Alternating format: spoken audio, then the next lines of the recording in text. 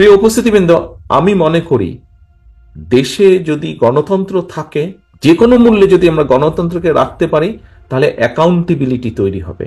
Accountability অর্থাৎ জবাবদিহিতা তৈরি করতে হবে, এবং আমাদেরকে সেই জবাবদিহিতা তৈরি করতে হবে। সরকারকে, যারা নির্বাচিত হিসাবে সরকারের দায়িত্বে থাকবে, তাদেরকে আমাদের এমন একটা পর্যায়ে নিয়ে যেতে হবে তারা যাতে জনগণকে ভয় পায়, যাতে তাদের মাথার মধ্যে থাকে যে হ্যাঁ, কাল বাদে পরশু আমাকে জনগণের সামনে যেতে হবে, জবাব দিতে হবে জনগণকে।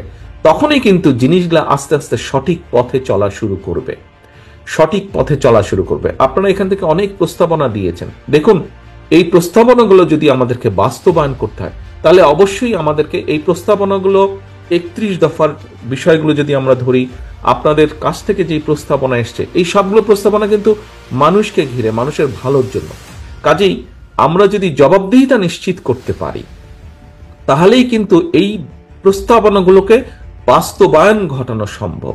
আমরা স্বাস্থ্যের ক্ষেত্রে যেটা বলেছি, আমরা চা শ্রমিকদের ক্ষেত্রে যেটা বলেছি, আমরা শিল্পের ক্ষেত্রে যেটা বলেছি, আমরা ডিফেন্সের ক্ষেত্রে যেটা বলেছি, সবকিছুই পর্যায়ক্রমিকভাবে করা সম্ভব। কিন্তু প্রথম বিষয় হচ্ছে গণতন্ত্র আমাদেরকে স্ট্যাবলিশ করতে হবে। আপনারা গত 2-3 দিনের পত্রিকা খুলে দেখুন, আমি প্রায় প্রতিদিনই বলছি যে একটি কিন্তু ষড়যন্ত্র হচ্ছে। কারণ যারা এই দেশ থেকে হাজারো লক্ষ কোটি টাকা পাচার করে নিয়ে গিয়েছে, যারা আশেপাশের যে সকল দেশ বাংলাদেশকে ব্যবহার করে নিজেদের স্বার্থ রক্ষা করেছে, সেটি নিজেদের দেশের স্বার্থের ক্ষেত্রেই হোক, সেটি আন্তর্জাতিকভাবেই হোক, যারা নিজেদের স্বার্থ হাসিল করেছে, এই দেশে থেকে যারা জনগণকে ডিপ্রাইভ করে, জনগণের অর্থ সম্পদ লুটতরাজ করে যারা ফেলে বড় হয়েছে, তারা কি বসে থাকবে? তারা অবশ্যই বসে থাকবে না। তারা তাদের ষড়যন্ত্র অব্যাহত রাখবে, এবং সেটি আমি প্রতিদিন বলছি। বিশেষ করে আজকে এখানে উপস্থিত আমার নেতাকর্মীদেরকে আমি বলবো যে আপনাদেরকে সজাগ থাকতে হবে, আপনাদেরকে অত্যন্ত সতর্ক থাকতে হবে।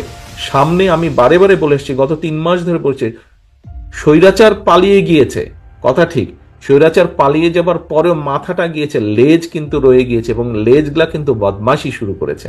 কাজে এই বিষয়ে আমাদেরকে সতর্ক থাকতে হবে, এই বিষয়ে আমাদেরকে সতর্ক থাকতে হবে, আমাদেরকে অ্যালার্ট থাকতে হবে, মানুষকে সতর্ক রাখতে হবে। গত 2 দিনের বিভিন্ন পত্রপত্রিকাগুলো আপনারা দেখেন, ঢাকা শহর সহ বিভিন্ন জায়গায় আপনারা নিউজগুলো দেখেন, এটা বোঝার জন্য কোনো খুব বুদ্ধিমানের হওয়ার প্রয়োজন নেই। স্বাভাবিকভাবেই আপনারা নিউজগুলো পড়লে, একটা পত্রিকা পড়লে আপনারা বুঝতে পারবেন কোথায় জানি কিছু একটা হচ্ছে।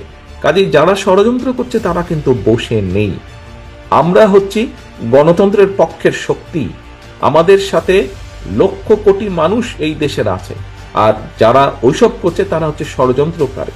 তাদেরকে রাতের আধারেই ভোট করতে হয়, তাদেরকে দামি নির্বাচনই করতে হয়, তাদেরকে নিশি রাতের নির্বাচনই করতে হয়।